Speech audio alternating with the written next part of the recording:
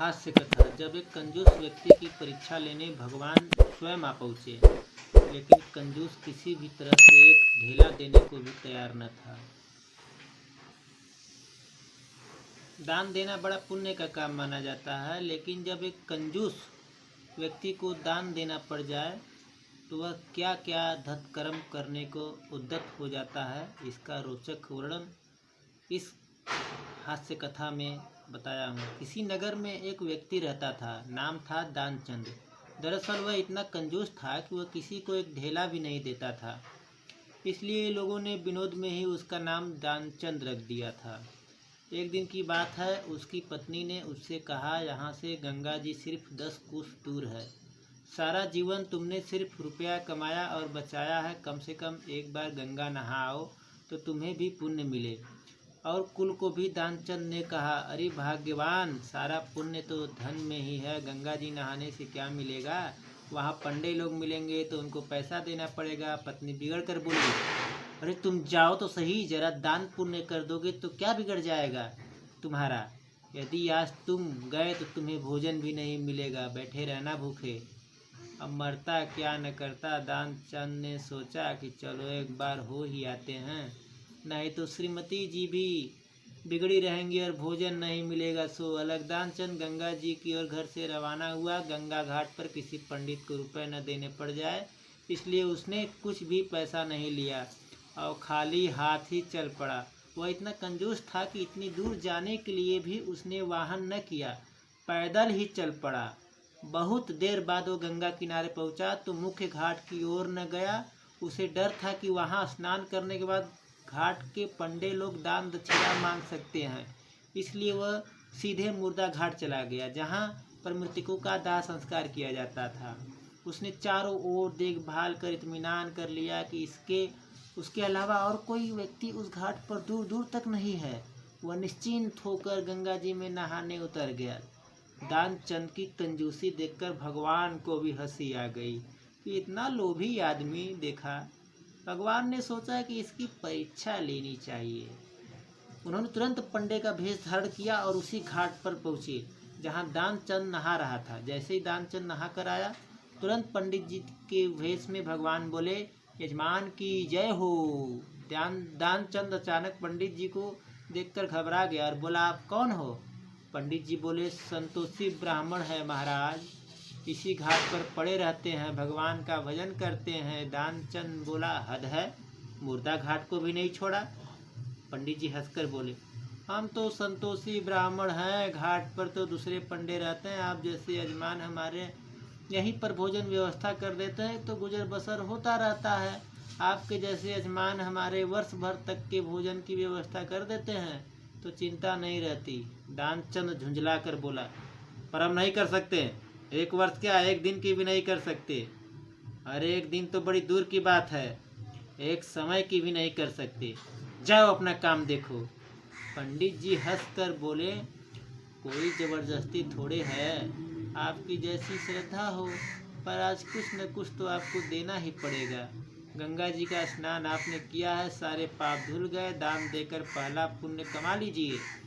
जब पंडित जी नहीं माने तो दानचंद हार कर बोला, अच्छा ठीक है, पर उधार देंगे। पंडित जी बोले, चलो यही ठीक है। दानचंद बोला, एक धेला देंगे, वह भी उधार। उस जमाने में धेला चलता था। पंडित जी मन ही मन हंसकर बोले, चलो कुछ तो दिया।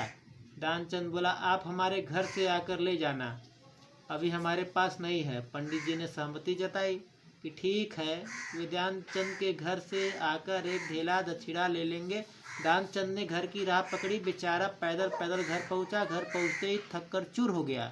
वह घर में भीतर सोने ही जा रहा था कि बाहर से आवाज आई, यजमान की जय हो। दानचंद ने पत्नी से कहा कि देखो बाहर कौन आया है। पत्नी बाहर होकर भीतर आई तो दानचंद से बोली, किसी पंडे से एक धेला देने के लिए कहा आए थे क्या। दानचंद बोला, कहाँ था, हाँ क्यों। पत्नी बोली, आ गए हैं, बाहर बैठे हैं। दानचंद आश्चर्य से बोला, आ गया वो। हाँ। दानचंद बोला, कह दो कि हम बीमार हैं, 2-4 दिन बाद आना। पंडित जी ने पत्नी को हाल कह सुनाया। पंडित जी बोले, अरे यजमान बीमार हैं, दान मिले चाहे न मिले, लेकिन हमारे संकल्प में तो हमारे यजमान है, ऐसे संकट में यजमान को छोड़ना धर्म नहीं है। हम नहीं जा सकते, हम भी यहीं रहेंगे जब तक यजमान स्वस्थ नहीं हो जाते। आप तो भोजन सामग्री दे दो, भोजन हम आप ही बना लेंगे। पत्नी ने अंदर आकर दानचंद को यह बात बताया। दानचंद ने माथा पीट लिया कि कैसे पीछा छुड़ाऊं। अपनी पत्नी से बोला कि जाकर कह दो कि दानचंद मर गए। पत्नी बोली ऐसे कैसे कह दे। दानचंद बोला तुम जाकर कहो तो सही, हम सांस रोक कर पड़े रहेंगे, पता ही नहीं चलेगा किसी को। इस पर पत्नी ने रोते हुए कहा अभी अभी वो तो चल बसे। पंडित जी बोले शिव शिव, क्या मर गए?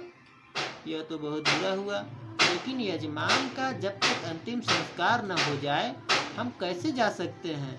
और आप अकेली कहाँ कहाँ किसे खबर करेंगी? आप बैठो, मैं सारे गांव में खबर देकर आता हूँ।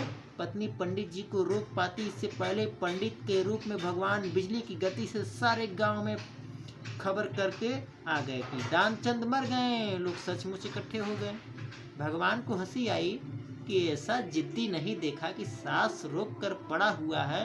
लोगों ने उसे मुर्दा समझकर उठाया और शव यात्रा की तैयारी होने लगी। दानचंद की पत्नी जोर जोर से रोने लगी, यह कहते हुए कि अरे ये जिंदा है, मरे नहीं है। लेकिन गांव वाले बोले कि जाने वाले को कौन रोक सकता है, वह तो गया, वह तो तुम्हारा मुंह है जो कह रहा वो जिंदा है। लेकिन पत्नी की किसी ने एक न सुनी। दानचंद को बांध दिया और वह भी सांस रोककर बंध गया। भगवान को बड़ी हंसी आती रही कि बहुत जिद्दी आदमी है। शव यात्रा शमशान पहुंच गई। वहां दानचंद को जलाने की तैयारी होने लगी, लेकिन तब भी वह सांस रोककर पड़ा रहा, कहीं पंडित जी को मालूम न चल जाए कि वह जिंदा है। भगवान ने सोचा कि यह मर जाएगा, लेकिन ढेला नहीं देगा। भगवान गांव वालों से बोले कि यजमान के कान में कुछ मंत्र बोलेंगे ताकि इनको मोक्ष मिले। भगवान ने दानचंद के कान में कहा आया हूँ बैकुंठ से, तुम हित नाता जोड़, वरदान लेहु कछु मांग। जैसे ही पंडित ने यह कहा तो दानचंद ने सोचा कि यह तो भगवान है, और ऐसा सोचकर उसने जैसे ही आंखें खोली तो पंडित जी को पाया। उन्हें देखते ही उसने वापस आंखें बंद कर ली। भगवान ने फिर कहा आया हूँ बैकुंठ से, तुम हित नाता जोड़, वरदान लेहु कछु मांग। दानचंद आखिरकार बोला थैला दीजो छोड़। वैसे कहानी खत्म। तो अगर आपको मेरी कहानी अच्छी लगी हो तो मेरे चैनल को सब्सक्राइब कर दीजिएगा, और इसी तरह की और भी कहानियाँ सुनने के लिए कृपया मेरे चैनल को सब्सक्राइब करने के बाद बेल आइकन जरूर दबा दीजिएगा। और बहुत अच्छा लगे तो लाइक करिए, कमेंट करिए, शेयर करिए। फिर मिलते हैं इसी के साथ एक अगले मज़ेदार एक नई स्टोरी के साथ फिर मिलते हैं। तब तक के लिए जय हिंद, जय भारत।